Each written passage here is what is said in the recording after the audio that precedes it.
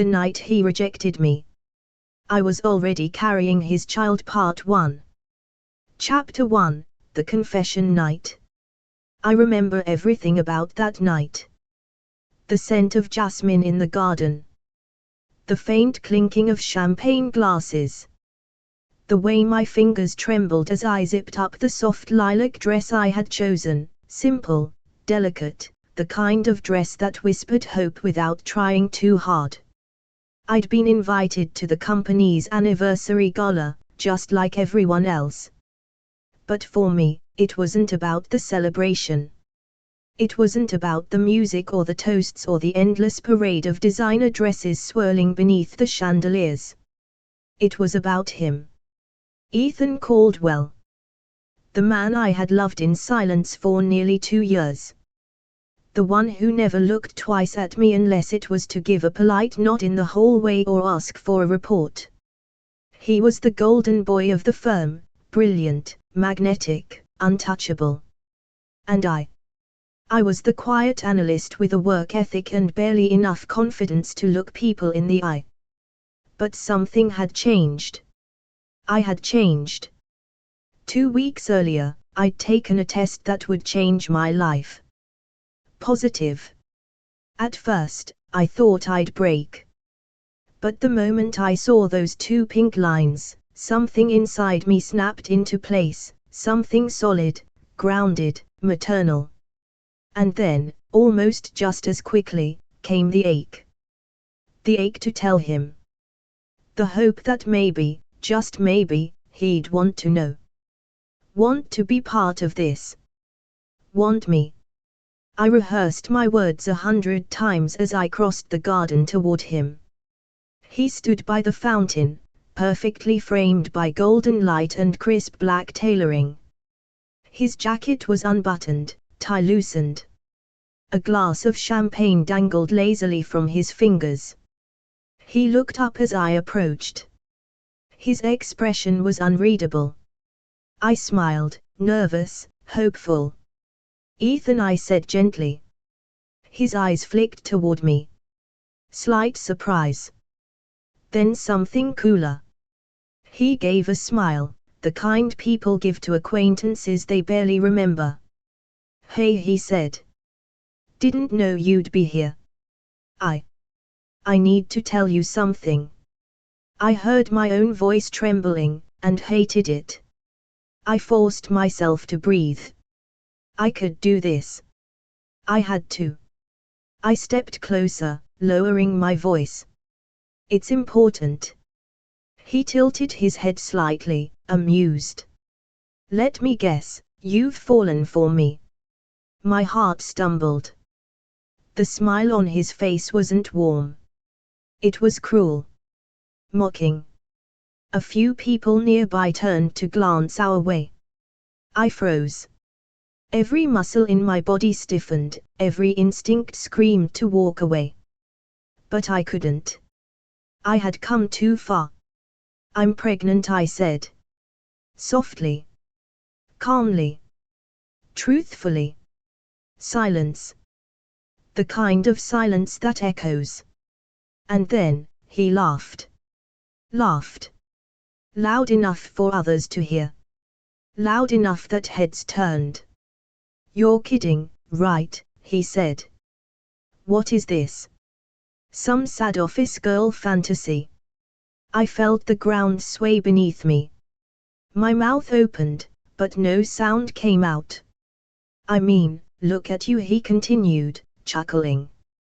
You think you can trap me with some sob story? Sorry, sweetheart, I don't fall for desperate tricks. The garden felt too bright. The air too sharp. My vision began to blur. I could see people whispering, see pity blooming in their expressions. Not one of them came closer. And he just sipped his drink, as if I was a joke that had run its course. My hand moved to my stomach, almost involuntarily. Protectively. Then everything tilted. I remember a strange weightlessness. A pressure in my chest. My legs gave out from under me. I was falling, and the lights above me swirled like stars caught in a storm. There were voices. Distant, panicked. I think someone screamed my name. But the last thing I saw before the dark swallowed me whole, was him. Standing still. Expressionless. Watching me fall. Chapter 2, Humiliation in the Garden. He stared at me. Not the way a man stares when his world is changing. Not with shock or tenderness or even fear. No. He looked at me the way you look at something unpleasant stuck to your shoe. "Excuse me," he said, loud enough for a few heads nearby to turn. I held my ground, barely. I said, "I'm pregnant." "It's yours." I thought the world might hold its breath. That something in him might soften, even for a second. That maybe, just maybe, the Ethan I'd quietly loved for 2 years would show himself. The man who stayed late at the office. Who always helped junior staff without being asked. Who once told me I had quiet strength. But he didn't soften. He laughed. A dry, scoffing sound. Cold. Disbelieving. Cruel. "Oh, wow," he muttered, shaking his head as if I were a bad joke playing out in slow motion. "You're serious?" "I wouldn't lie about something like this," I said, my voice barely above a whisper now. My throat felt tight, like it was closing in on itself. He took a step closer, not in kindness, but like a man squashing an insect. "You know what's funny," he said. "You've barely said 10 words to me in 2 years, and now, conveniently, you're carrying my child." A few people nearby were clearly trying not to stare, though their ears were straining. Someone's wine glass clinked as it was awkwardly set down. The soft buzz of the garden party continued, but around us, time slowed. "I'm telling you the truth," I said, chest tight, hands cold. "No," he said. "You're telling me a fantasy. The Gold Digger classic." "Congratulations." The word hit me like a slap. "I'm not," I began, but he cut me off with a bitter laugh. "Oh, come on, Emily," he sneered. "This is pathetic. I expected better from you, honestly. You really think I'd sleep with you? Let alone knock you up? Be serious." I felt my entire body flush, not with embarrassment, but with shock. Shame. Humiliation so raw it made my skin burn. He said my name like it tasted sour in his mouth. "You're not even my type," he added, waving his hand dismissively, like that explained everything. "You're quiet, mousy, forgettable. You think you can trap me? That's what this is, isn't it? One dance at the Christmas party and suddenly you think I owe you a ring." My hands were trembling now. I clutched the fabric of my dress at the waist to keep them from showing it. People were definitely watching. I could feel them. But no one stepped in. I didn't cry. Not yet. I just stood there, swallowing every word he hurled like knives. Delusional.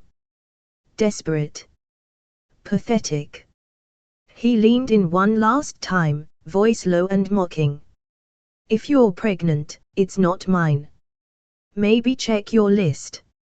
I'm sure it's a long one." And just like that, he turned and walked away. Not a glance back. Not a pause. Like I was nothing. Like I had always been nothing. The laughter from another corner of the garden bubbled into the silence he'd left behind. The lights twinkled on the hedges. The music started again. The party moved on without a ripple. But I stayed frozen. Not because I couldn't move. Because if I moved, even an inch, I would break. Chapter 3, Collapse and Panic. At first, I thought it was just adrenaline. That awful, hollow, trembling sensation spreading down my arms, up my neck, into my jaw. My vision had narrowed, tunnel-like, and the garden around me, once glowing and dreamlike, had become distorted. Tilted. Almost unreal. I could still hear the sounds of the party, champagne fizzing in glasses, laughter from across the courtyard, someone clinking a fork against crystal as they made a toast. But around me, it was silent. Inside me, it was chaos. I tried to breathe, but the air wouldn't come in right. Shallow, shaky, useless little gasps. My hand went instinctively to my lower stomach, where the fear was now blooming. Fear not just for me, but for the tiny flicker of life I was carrying. Something was wrong. Very wrong. A sharp pain, hot and immediate, shot through my abdomen like lightning. My knees buckled. I gasped, staggering backward. A few people turned, startled. I felt someone's hand brush my arm, hesitant, uncertain. Then my vision blurred. Everything began to sway. The garden lights above became streaks, smearing across the sky like a painting left in the rain. I reached for something, anything, to hold on to. But there was nothing. And then, my body gave out. The ground rushed toward me. My ears filled with a loud, dull ringing. The pain intensified for a brief, terrible moment, and then everything went quiet. The last thing I heard before the blackness swallowed me was a scream, shrill, desperate. Emily. When I hit the ground, the silence broke. A sudden ripple of noise erupted around me, startled voices, gasps, the scrape of chairs, the sound of heels running across cobblestone. "Call an ambulance," someone shouted. "Oh my God, she fainted. Is she bleeding?" And again, closer, frantic, "Emily. Stay with me." That was Olivia. She dropped to her knees beside me, hands moving with panic and precision. I felt her palm on my cheek. I heard her curse under her breath. I think she was crying. "Don't do this," she whispered. "Not now. Not like this." Her voice cracked as she shouted again to someone, anyone. "Where's the ambulance?" A pair of strong arms helped lift me slightly. I heard the sharp click of someone dialing emergency services. A woman knelt beside Olivia, saying something medical, her tone clipped and urgent. And then, another voice. A different voice. Detached. Cold. Not shouting. Not rushing. Just standing still. It was him. Ethan. He hadn't moved. He stood a few feet away, frozen in place, arms at his sides, expression blank. His glass of champagne still dangled from one hand, slowly tilting until a single drop spilled onto the grass. He looked at me like I was a stranger who had collapsed in the street. Like someone he didn't know. Had never touched. Couldn't possibly have hurt. Olivia turned and saw him. "You did this," she hissed. Her voice wasn't loud, but it was lethal. "Don't you dare come near her." He didn't respond. Didn't kneel. Didn't speak. Didn't even flinch. The sound of sirens began to rise in the distance, drawing closer. And the last image the world gave me, before the lights of the ambulance erased everything, was Ethan Caldwell, standing in the garden like nothing had happened. As if I hadn't just told him I was carrying his child. As if I wasn't lying broken at his feet. Chapter 4, The Hospital Room and the Silent Goodbye. The first thing I became aware of was the scent. It wasn't jasmine or champagne anymore. It was antiseptic. Bleach. Cold metal. Soft plastic.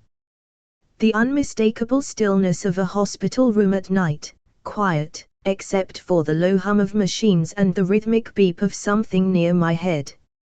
One steady, one erratic. Both mechanical. Both strangely comforting. Then came the pain. Dull, heavy pressure across my abdomen. Not sharp like before, just hollow. Empty. I tried to lift my hand, but it felt like I was underwater. My eyelids fluttered, thick and slow, until a harsh white light above me came into focus. I was awake. Somewhere far away, a voice caught its breath. Emily. It was Olivia. I turned my head, barely, and there she was. Slumped in a chair next to the bed, still wearing the same black cocktail dress from the party. Her hair was a mess. Her makeup had been cried off hours ago. But her eyes, when they met mine, were full of relief so intense, it almost made me weep. "You're awake," she whispered, grabbing my hand carefully, like she was afraid I'd break again. Thank God. I tried to speak, but my throat burned. I couldn't form words. My body felt like it had been unplugged and only recently stitched back together. She reached for a cup of water and gently held the straw to my lips. I sipped, barely able to swallow. "Don't move too much," she said. Her voice was shaking now. "The doctors, you had some kind of shock, and they were worried about you and the baby." She hesitated at the last word. The baby. I blinked slowly, looking down toward my stomach, but I didn't need to ask. I didn't need her to say it. There was nothing there. No weight. No warmth. No fluttering heartbeat beneath my ribs. Just the soft press of a hospital blanket, and a cold that reached down into my soul. My chest tightened, but I couldn't cry. Not yet. It was too much. Too soon. I was hovering above it, still suspended in disbelief. Olivia was holding my hand tightly now, both of hers wrapped around mine. Like she was anchoring me. "He's here," she whispered suddenly, and her eyes darted toward the door. "Ethan. He showed up a little while ago. Said he just wanted to check in, but..." "No." My voice was like paper, dry, torn, barely audible. But Olivia stopped immediately. I swallowed hard, and tried again. "Don't let him come near me." Her eyes filled again. She nodded. "I won't," she whispered. "I swear." I closed my eyes. Just for a second. The fatigue was too heavy. I could feel myself sinking. But I needed her to hear me. One more time. One more word. "I don't want him to see me like this." I felt her squeeze my hand again. But her answer was distant, like it was already fading. "You won't. I promise. He's not coming in. I told him to leave." My breathing slowed. My body was too tired to fight anymore. And just before the blackness claimed me again, I let go. Of the pain. Of the humiliation. Of the baby I had never even gotten to meet. And in that still, cold room, with only Olivia by my side, I slipped away. Chapter 5, Gone Without a Trace. Morning came slowly. Grey light seeped through the half-shut blinds in soft streaks, touching the sterile white walls of the hospital room like hesitant fingers. The machines still hummed beside the bed, their beeps steady but hollow, marking time in heartbeats and silence. But the bed was empty. The sheets had been folded with quiet precision. The foredrip was disconnected. And Emily was gone. Olivia stood in the doorway, staring at the space where her best friend had lain just hours earlier. She clutched her phone in one hand, her bag slung over the other shoulder. Her eyes were swollen, her lips pressed into a thin line. The nurse at the station had been confused, too. She checked herself out. Olivia had asked, stunned. The nurse had nodded, flipping through a chart. Just after sunrise. Signed the release forms. Said she had somewhere to be. She was calm. Calm. That's what Olivia kept thinking about. Emily was calm. Not broken. Not sobbing. Just quiet. Too quiet. She hadn't answered her phone. Her apartment had been cleared out days later. Olivia would find out that the lease had already been scheduled for termination. There was no forwarding address. No storage unit. No note. Emily Blackwood had simply disappeared. Across the city, Ethan Caldwell sat in his office, sunlight streaming through the tall windows of his high-rise. His tie was off. His jacket folded on the arm of his chair. He hadn't slept. A file sat open in front of him, its contents unread. His gaze was locked on the screen of his phone, where her contact was still saved. Emily, accounts. He hadn't even bothered to change her name in 2 years. Now he was staring at it like it might save him. His thumb hovered over the call button. Then moved to messages. He typed, slowly. Are you okay? He stared at it. Too short. Too vague. He added. I'm sorry about last night. I was surprised. I didn't mean what I said. He read it over. Erased. I didn't mean what I said. Typed it again. I didn't mean to hurt you. Still wrong. He sighed and deleted the whole thing. Eventually, he settled on. Let me know you're all right. And he hit send. The message went through. But the checkmark stayed grey. She hadn't read it. Hours passed. He checked again. Still grey. By the end of the day, he tried calling. Once. Voicemail. Her inbox was full.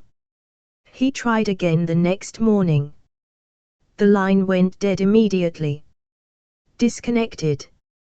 Then, finally, he checked her social media, something he hadn't done in months. Her profiles were gone. Deleted. Every trace of her online presence scrubbed clean. Not just private, gone. It was like she had never existed at all. For the first time, the weight of what he'd done began to settle in his chest like wet concrete. She hadn't just left. She had erased him. And somehow, that hurt more than the silence. Chapter 6, Regret begins to sink in. The sky over the city was heavy that morning, low clouds pressing down like the weight in Ethan's chest. He sat alone in the back of his town car, the leather seat cool against his back, though he hadn't noticed the chill. His eyes stared blankly out the window, watching buildings blur past, unaware of the route or destination. He'd told his driver to take the long way to the office. He didn't want to be there yet. Didn't want to face the team. Or the calls. Or the silence waiting at his desk. He hadn't slept properly in 2 nights. The echo of Emily's voice, quiet, breaking, looped in his mind like a curse. I'm pregnant. He hadn't believed her. Hadn't even considered believing her. The moment the words left her mouth, something inside him had shut down. His pride. His suspicion. The learned distrust, carved deep by years of women chasing his last name, not his heart. But now, she was gone. No trace. No answer. Just silence. And the silence was screaming. He leaned his head back, ran a hand down his face. For a moment, he let the pain crack through his carefully cured shell. Not just guilt. Dread. What if she hadn't been lying? What if he'd turned his back on his own child? When he arrived at the Caldwell building, his mother was already waiting in his office. Vivienne Caldwell. Grace in heels. Wrath in pearls. She was sitting at his desk with a folder in her lap and a look on her face that made him pause. He sighed, dropping his briefcase. "I'm not in the mood for one of your lectures, Mother." "This isn't a lecture," she said, standing slowly. "It's a reality check." She handed him the folder. He opened it. Inside, a printout of hospital admission records. A photo, blurry, taken from across the street, of a woman being wheeled into an ambulance. Dark hair. Pale skin. A lilac dress stained with blood at the hem. Emily. His chest tightened. "Where did you get this?" he asked, voice low. Vivienne gave a small shrug. "I still know people. One of the board members is on the hospital's advisory council." I asked quietly. "Thought I should find out more, since my son decided to humiliate a woman in public." He flinched. "I didn't." "She was telling the truth," Vivienne said, cutting him off. "She was pregnant." He froze. His throat closed up. "What?" His mother stared at him, eyes harder than usual. "The doctors confirmed it. Early stage. Not viable. Stress trauma. Emergency miscarriage." I had to dig to find that out, because she left before sunrise and told the staff not to release anything to anyone but her emergency contact. He sank into the nearest chair, stunned. The room felt suddenly too small. The walls too close. She had really been pregnant. And he had. He had laughed. Called her delusional. Pathetic. A liar. Vivienne softened, just a little. "I'm not here to scold you, Ethan. I'm here to tell you the damage is done. Whatever you thought you were protecting yourself from, it wasn't worth this." He didn't answer. He couldn't. His hands gripped the edges of the folder until the paper bent under his fingers. Vivienne took her purse from the desk and walked toward the door. "She trusted you," she said quietly before leaving. "And you destroyed that trust in front of everyone." The door clicked shut behind her. Ethan remained frozen in his chair, the folder still in his lap, her name staring back at him in black and white. Emily Blackwood. Patient ID 782,403. Condition: pregnancy loss due to acute physical and emotional distress. He bowed his head, pressing his hands to his temples, elbows on his knees. For the first time in years, Ethan Caldwell didn't feel powerful. Or charming. Or in control. He felt small. And sick. And very, very alone. Chapter 7, Funeral for the Baby. The cemetery was small, quiet, and forgotten by most of the city. No iron gates. No marble angels. No trimmed hedges or bronze plaques. Just a modest stretch of earth on the outskirts of town, where the wind moved through dry grass and silence hung heavier than prayer. Emily stood alone beneath a sky the color of dull silver, holding a single white rose in her hand. The funeral director had offered her a tent, a few folding chairs, a clergyman. She had declined it all. There was no one to sit in those chairs. No one to read the Psalms.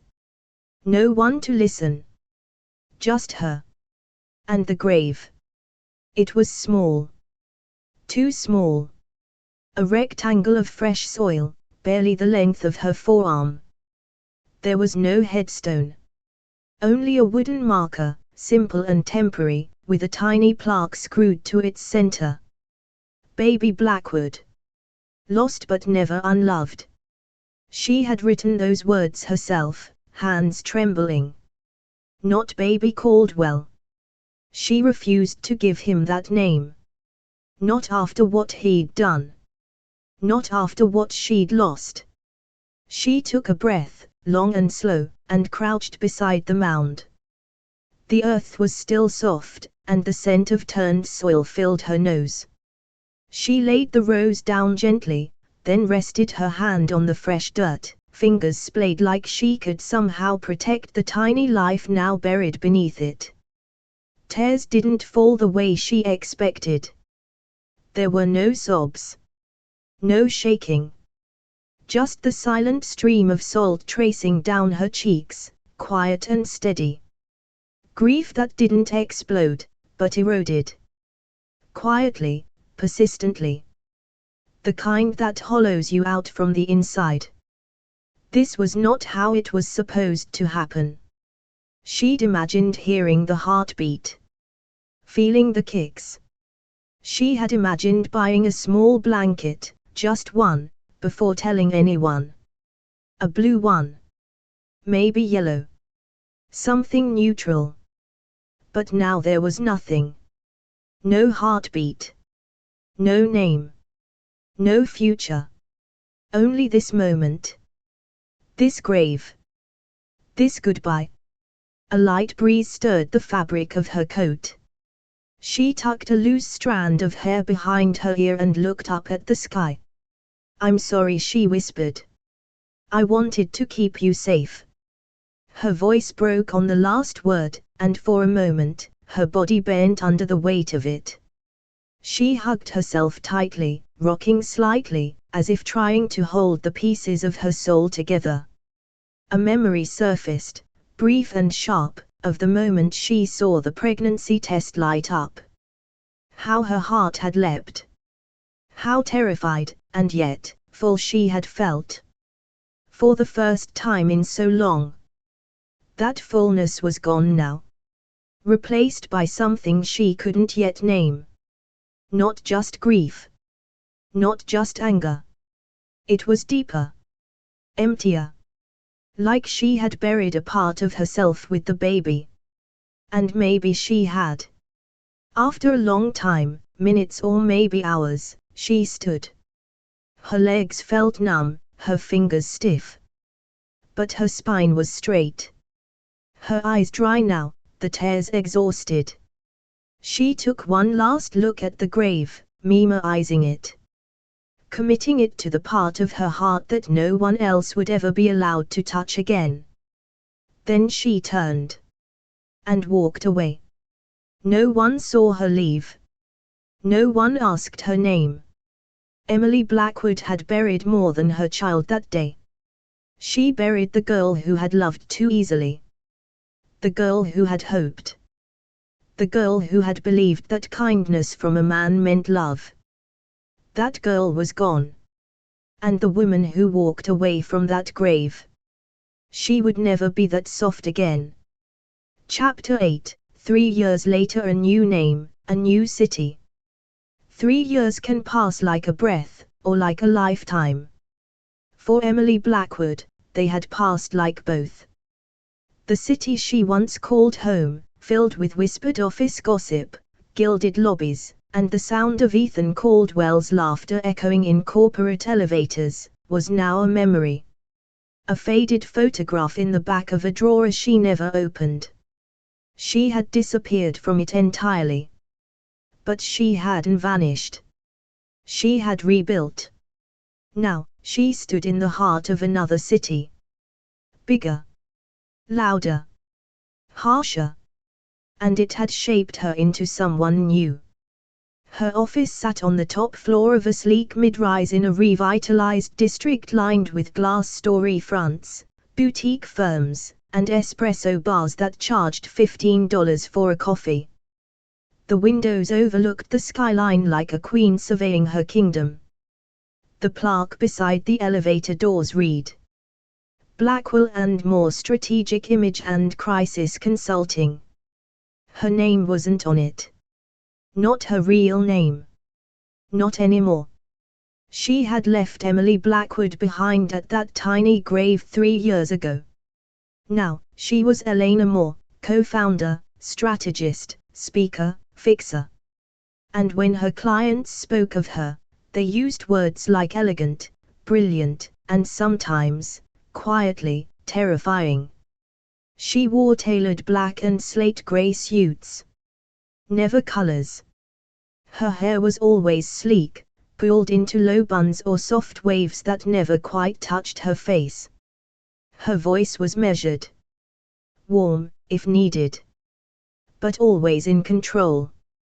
She didn't smile often. She didn't need to. People paid to hear her say what others were too afraid to say.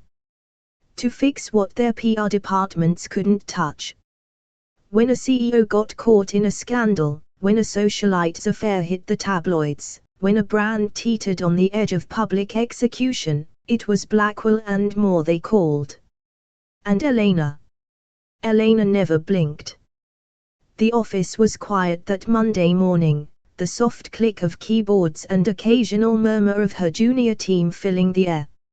She walked through the space with a quiet authority, nodding once to her assistant, Dana, who stood the moment she entered. There's coffee on your desk, Dana said. Also, 2 client calls before noon, and the Renard Group wants to move their brand reset up by 2 weeks. I'll review their rebrand materials this afternoon, Elena replied, her tone smooth but cool. Tell legal to prioritize their contract clauses. We'll need flexibility. And, Dana hesitated slightly. There's a press photo you'll want to see. It's someone from your past. Elena's steps slowed. From the firm, she asked, voice like glass. Dana lowered her voice. No. Not the firm. Him. Elena stared at her. Calm. Controlled. But Dana had worked for her long enough to see the shift, the tiny tightening of her jaw. The pause that spoke volumes. She didn't ask questions. She simply handed over the tablet. Elena took it. There, in crisp high definition, was Ethan Caldwell.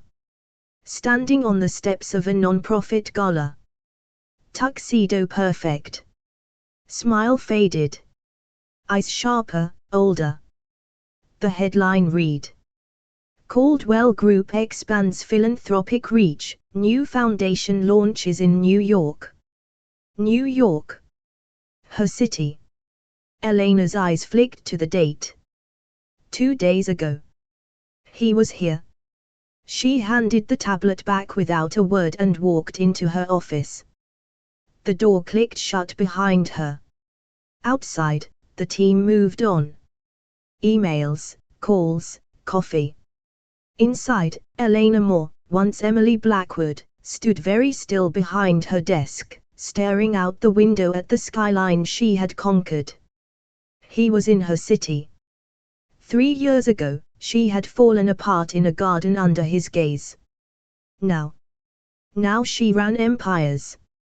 And when their paths crossed again, and she knew they would, he wouldn't recognize her.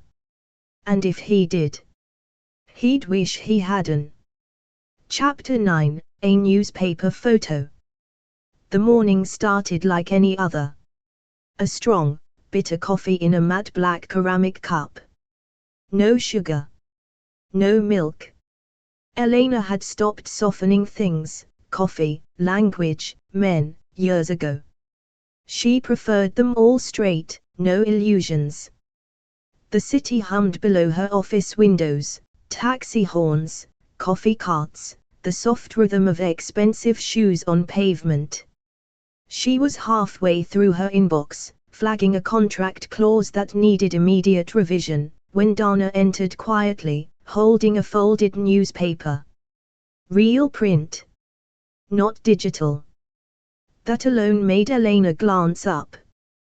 Dana never brought paper unless it mattered. "You're going to want to see this," she said carefully. Elena held her gaze for a moment before reaching for the newspaper. The front page bore the glossy header of a luxury lifestyle and business magazine, one that catered to Manhattan's elite. The kind of publication filled with gallery openings, boardroom gossip, and philanthropic ego projects dressed up as charity. Her eyes dropped to the center spread. There he was. Ethan Caldwell. Standing at the podium of a gala event, charcoal tuxedo sharp, smile distant, beneath a crystal chandelier and a row of polished logos. A navy silk handkerchief peeking from his breast pocket. The caption read: Ethan Caldwell announces launch of the Caldwell Foundation in NYC. The reformed CEO turns his focus to education and community initiatives after stepping down from daily operations last year. Elena stared at the photo longer than she meant to. The image was crystal clear, but what she noticed had nothing to do with the camera's quality. It was him. But not the man she remembered. This Ethan looked older. Not in the sense of age, but where the lines near his mouth had deepened. His posture was straighter, but tighter, tense. And his smile, though polite, didn't reach his eyes. He looked like a man used to standing in front of a crowd and feeling alone. She studied him like a stranger. Not with longing. Not with rage. But with a distant curiosity. The way you might examine a painting of a place you once visited, unsure whether the memories attached to it were real or invented. He was here. In her city. In her space. And he had no idea. A flicker of something passed through her, brief, but undeniable. Not regret. Not fear. Readiness. She folded the paper slowly and laid it on her desk. Dana shifted. Should I?